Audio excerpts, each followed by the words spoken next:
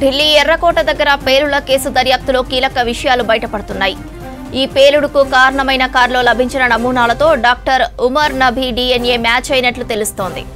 Forensic lab ఈ విషయాన్ని ధృవీకరించినట్లు సమాచారం. ఎర్రకోట దగ్గర పేలుడుకు ముందు ఉమర్ కారు నడుపుతున్న CCTV దృశ్యాలను అధికారులు గుర్తించారు. దీంతో ఘటనా సమయంలో కారులో ఉన్న ఉమర్ కూడా ప్రాణాలు కోల్పోయి ఉంటాడని అనుమానించారు. పుల్వామాలోని అతడి తల్లి నుంచి DNA నమూనాలు తీసుకుని పరీక్షించారు. తాజాగా కారు నుంచి లభ్యమైన DNA ఉమర్ నబీదేనని తేలినట్లు తెలుస్తోంది. దీంతో పేలుడు జరిగే సమయానికి అతడు వాహనంలోనే ఉన్నాడని గుర్తించారు అధికారులు. పేలుడు తర్వాత అతడి కాలు స్టీరింగ్ వీలు యాక్సిలేటర్ మధ్య ఇరుక్కుపోయిందన్నారు అధికారులు. ఇటీవల బయటకు వచ్చిన ఫరీదాబాద్ మాడ్యూల్తో ఉమర్ నబీకి సంబంధాలు ఉన్నట్లు నిఘా వర్గాలు గుర్తించాయి. ఈ మాడ్యూల్కు సంబంధించిన కీలక విషయాలను కూడా అధికారులు రాబట్టారు. బహుళ వాహనాలతో కూడిన IEDతో భారీ ఉగ్రదాడికి నబీ ప్లాన్ వేశారని చెప్పారు. దాడి తర్వాత కాల్పులు జరపాలని ఆయన భావించారన్నారు. ఇప్పటి వరకు జరిపిన దర్యాప్తులో ఢిల్లీతో పాటు అయోధ్యను టార్గెట్ చేశారని తెలిసింది. నిందితులు ఈ నెల 25న రామాలయంపై కాషాయ జెండాను ఎగరవేస్తున్నప్పుడు అటాక్కు ప్లాన్ చేశారన్నారు అధికారులు. 2022లోనే టర్కీలోనే దాడులను వ్యూహ రచన చేశారని చెప్పారు.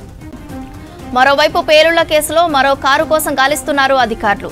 బాంబు అనుమానితుడు డాక్టర్ ఉమర్ నబీకి ఉన్న మరో రెడ్ ఎకోస్పోర్ట్స్ కారును ఫరీదాబాద్లోని ఖాండావాలి గ్రామంలో స్వాధీనం చేసుకున్నారు. ఈ కారు కొనుగోలు కోసం ఈశాన్య ఢిల్లీలో నకిలీ చిరునామాను ఉపయోగించినట్లు గుర్తించారు. ఢిల్లీ ఎర్రకోట దగ్గర పేలుళ్ల కేసు దర్యాప్తులో కీలక విషయాలు బయటపడుతున్నాయి. ఈ పేలుడుకు కారణమైన కారులో లభించిన నమూనాలతో doctor Umar Nabi DNA match అయినట్లు తెలుస్తోంది. ఫోరెన్సిక్ ల్యాబ్ ఈ విషయాన్ని ధృవీకరించినట్లు సమాచారం. ఎర్రకోట దగ్గర పేలుడుకు ముందు ఉమర్ కారు నడుపుతున్న CCTV దృశ్యాలను అధికారులు గుర్తించారు. దీంతో ఘటన సమయంలో కారులో ఉన్న ఉమర్ కూడా ప్రాణాలు కోల్పోయి ఉంటాడని అనుమానించారు. పుల్వామాలోని అతడి తల్లి నుంచి DNA నమూనాలు తీసుకుని పరీక్షించారు. తాజాగా కారు నుంచి లభ్యమైన DNA ఉమర్ నబీదేనని తేలినట్లు తెలుస్తోంది. దీంతో పేలుడు జరిగే సమయానికి అతడు వాహనంలోనే ఉన్నాడని అధికారులు నిర్ధారించినట్లు సమాచారం. పేలుడు తర్వాత అతడి కాలు స్టీరింగ్ వీలు యాక్సిలేటర్ మధ్య ఇరుక్కుపోయిందన్నారు అధికారులు. ఇటీవల బయటకు వచ్చిన ఫరీదాబాద్ మాడ్యూల్తో ఉమర్ నబీకి సంబంధాలు ఉన్నట్లు నిఘా వర్గాలు గుర్తించారు. ఈ మాడ్యూల్కు సంబంధించి కీలక విషయాలను కూడా అధికారులు రాబట్టారు. బహుళ వాహనాలతో కూడిన IEDతో భారీ ఉగ్రదాడికి నబీ ప్లాన్ వేశారని చెప్పారు. దాడి తర్వాత కాల్పులు జరపాలని ఆయన భావించారన్నారు. ఇప్పటి వరకు జరిపిన దర్యాప్తులో ఢిల్లీతో పాటు అయోధ్యను టార్గెట్ చేశారని తెలిసింది. నిందితులు ఈ నెల 25న రామాలయంపై కాషాయ జెండాను ఎగరవేస్తున్నప్పుడు అటాక్కు ప్లాన్ చేశారన్నారు అధికారులు. 2022లోనే టర్కీలోనే దాడులకు వ్యూహరచన చేశారని చెప్పారు. మరోవైపు పేలుళ్ల కేసులో మరో కారు కోసం గాలిస్తున్నారు అధికారులు. బాంబు అనుమానితుడు డాక్టర్ ఉమర్ నబీకి ఉన్న మరో రెడ్ ఎకోస్పోర్ట్స్ కారును ఫరీదాబాద్లోని ఖాండావాలి గ్రామంలో స్వాధీనం చేసుకున్నారు. ఈ కారు కొనుగోలు కోసం ఈశాన్య ఢిల్లీలో నకిలీ చిరునామాను ఉపయోగించినట్లు గుర్తించారు. ఇదే అంశానికి సంబంధించి మరిన్ని డీటెయిల్స్ మదార్ అందిస్తారు. మదార్, బాంబ్ బ్లాస్టింగ్ తో పాటు ఉగ్రదాడి కుట్రలకు సంబంధించిన వివరాలేంటి? విచారణ అనేది కూడా పూర్తి స్థాయిలో జరుగుతూ ఉంది. డాక్టర్ ఉమర్ నబీకి సంబంధించి ఆయన గతంలో ఉన్నటువంటి ఫ్లాట్ కి సంబంధించి ఇప్పటికే సీజ్ చేశారు. ఆ ఫ్లాట్ లో కొన్ని డివైజెస్ ని అలాగే కొన్ని కెమికల్స్ కి సంబంధించినటువంటి డేటానంతా కూడా తీసుకున్నారు. ఓవరాల్ గా బాడీ ఆ కార్ లో దొరికినటువంటి శాంపిల్స్ అలాగే జమ్మూ కాశ్మీర్ లో వాళ్ళ మదర్ దగ్గర నుంచి తీసుకున్నటువంటి శాంపిల్స్ అనేది కూడా మ్యాచ్ కావడంతో ఉమర్ నబీకి సంబంధించి కన్ఫర్మ్ అనేది కూడా చేశారు. చాలా ఇంట్రెస్టింగ్ విషయాలన్నీ కూడా బయటకు వస్తున్నాయి. ఆల్మోస్ట్ 2 years బ్యాక్ నుంచే దీనికి సంబంధించి భారీ స్థాయిలో ఉగ్ర దాడికి పాల్పడేలాగా ప్లానింగ్ అనేది కూడా చేసినట్టుగా ఇప్పటికే దర్యాప్తు సంస్థలు కనుగొన్నాయి. వాటికి సంబంధించినటువంటి వివరాలపైన కూడా ఫోకస్ అనేది కూడా చేసింది. మొత్తంగా ఉమర్ నబీకి సంబంధించి కాల్ డేటాను అలాగే అతను ఎవరెవరితో మాట్లాడారు వాటికి సంబంధించినటువంటి పూర్తి స్థాయి వివరాలను అనేది కూడా తీసుకుంటున్నారు. దాంట్లో చాలా ఇంట్రెస్టింగ్ విషయాలు అనేది కూడా బయటకు వస్తున్నాయి. సిగ్నల్ యాప్ ద్వారా వాళ్ళు మొత్తంగా ఒక గ్రూప్ ని ఫామ్ చేయడము, 3-4 తోటి ఒక గ్రూప్ ని ఫామ్ చేసి బ్లాస్టిక్ లేకపోతే విధ్వంసానికి సంబంధించినటువంటి కుట్రలన్నింటినీ కూడా ప్లాన్ చేసినట్టుగా తెలుస్తోంది.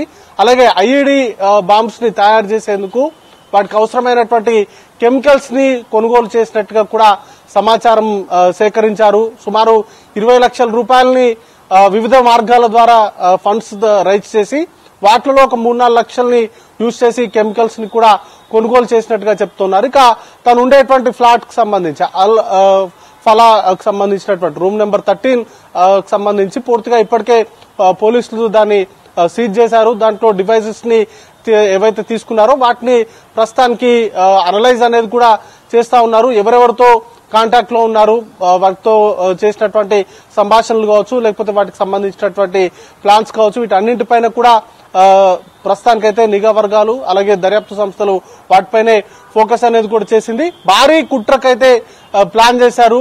కానీ ఫరీదాబాద్ లో ఆ రోజు ఘటన జరిగిన రోజు ఉదయం 8 మందిని అదుపులోకి తీసుకోవడంతో తను భయపడి ఈ దాడికి పాల్పడినట్టుగా చెప్తా ఉన్నారు. నార్మల్ గా అయితే వారి ప్లాన్ అనేది కూడా మల్టిపుల్ ఏరియాస్ లో బాంబ్ దాడులు చేయాలి, అది కూడా కార్లలో బాంబ్స్ ని పేల్చాలి, ఆ తర్వాత గన్స్ తో ఫైర్ చేయాలి అనేది లక్ష్యంగా లాస్ట్ టైం ముంబైలో ఏ విధంగానైతే విధ్వంసం సృష్టించారో అట్లాంటిదే ఢిల్లీ అలాగే అయోధ్యలో చేయాలి. అయోధ్యలో కూడా రామ మందిరం పైన కాషాయ జెండా మారుస్తున్నటువంటి సమయంలో దాడులు పాల్పడాలి అనేటువంటి వ్యూహరచనకు పాల్పడినట్టుగా తెలుస్తోంది. వీటన్నిటికి సంబంధించి ప్రస్తుతానికైతే ఎంక్వైరీ జరుగుతూ ఉంది. అలాగే ఒక కార్ కూడా మిస్ అయింది. రెడ్ కార్ ని పోలీసులు గుర్తించారు. ఆ రెడ్ కార్ కు సంబంధించిన నెంబర్ ను కూడా ఇచ్చి వాటికి సంబంధించినటువంటి ఆచూకీని తెలపాల్సిందిగా కూడా ఇప్పటికే విజ్ఞప్తి అనేది కూడా చేస్తా ఉన్నారు. దాంట్లో కూడా ఏమైనా సస్పీషియస్ గా బాంబ్ దాడికి సంబంధించి ఏదన్నా ఉందా, వాటికి సంబంధించినటువంటి వివరాలు అనేది కూడా తెలియరావాల్సి ఉంది. ఇక దాడి కంటే ముందే ఇండియా రెడ్ ఫోర్ట్ చుట్టూ కూడా తను రిక్కీ నిర్వహించినటువంటి విజువల్స్ కూడా దొరికాయి. సీసీటీవీకి సంబంధించినటువంటి ఫుటేజీల్లో తను ఆ పరిసరాల్లో తిరిగినటువంటి అంతా కూడా రిక్కీ అనేది కూడా నిర్వహించాడు. నిర్వహించిన తర్వాతే ప్రీ ప్లాన్డ్ గానే తను దాడికి అని పాల్పడినట్టుగా కూడా చెప్తా ఉన్నారు. మొత్తంగా ఇష్యూకు సంబంధించి ఎవరెవరైతే ఉమర్ నబీ తోటి టచ్ లో ఉన్నారో వారందరికి సంబంధించినటువంటి వివరాలు అనేది కూడా సేకరిస్తున్నారు. ఫరీదాబాద్ మాడ్యూల్లో ఇంకెంతమంది ఉన్నారు ఏంటి అనే దానిపైన కూడా ప్రస్తుతానికైతే విచారణ అనేది కూడా సాగుతా ఉంది. మొత్తంగా రెడ్ ఫోర్ట్ దగ్గర జరిగినటువంటి దాడి ఘటనకు సంబంధించి పూర్తి స్థాయిలో ఏజెన్సీస్ విచారణకు సంబంధించినటువంటి ఏజెన్సీస్ అన్ని కూడా పూర్తి స్థాయి ఫోకస్ లో ఉన్నాయి. వాటికి సంబంధించినటువంటి అన్ని అంశాలను కూడా తీసుకుంటున్నారు. గతంలో వారు చేసినటువంటి ప్లాన్స్ కావచ్చు, అలాగే భవిష్యత్తులో వారు చేయాలనుకున్నటువంటి ప్లాన్స్ పైన కూడా ఫోకస్ అనేది కూడా పెట్టింది. దానికి సంబంధించినటువంటి వివరాలను అయితే ప్రస్తుతానికి సేకరిస్తున్నారు శ్రవంతి.